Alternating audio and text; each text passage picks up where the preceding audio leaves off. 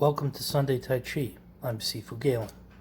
If you enjoy this video and other videos in the series, don't forget to hit the like button. When subscribing to the channel, don't forget to click on the notification setting that will alert you when new videos are uploaded to the channel. In keeping with the previously established themes of daily practice and persistence, I wanted to introduce the idea in this video of adding new perspectives to change up what is a daily practice. So often I get Tai Chi instruction from just one master, and it is such a refreshing thing to be able to have new masters and other colleagues to discuss Tai Chi with. What's often called fresh eyes on a task that you are currently dealing with can help open up new perspectives. So often when working on an issue at my work, having fresh eyes will help us find a solution much quicker than if I were to brute force through an issue. This is especially true when dealing with a practice such as Tai Chi.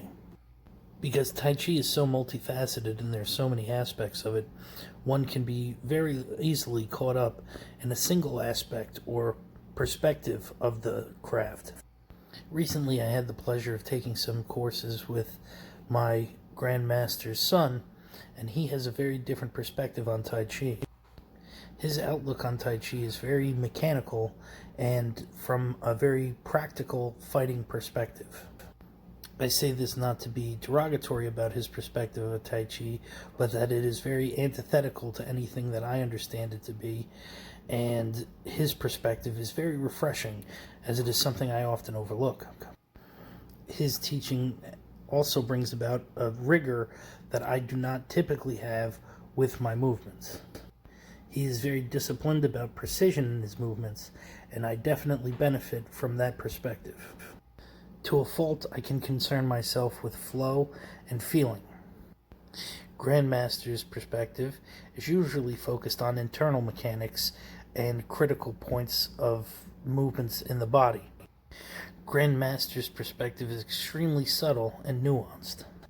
However, his son focuses on fundamentals, which are so equally important. In all practices, it's really crucial to master the fundamentals of whatever it is that you're doing.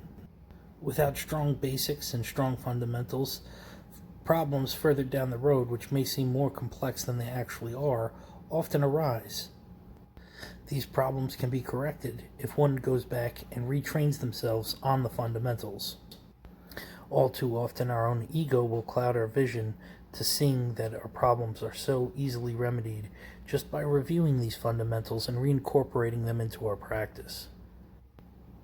By fundamentals in Tai Chi, I'm specifically speaking of things like footwork, hand placement, and very extroverted motor movements of the hips, chest, and arms. When focused on the nuances of inner movements like the connection between the toes and fingers and their relationship to the spine and head, often our footwork can become sloppy.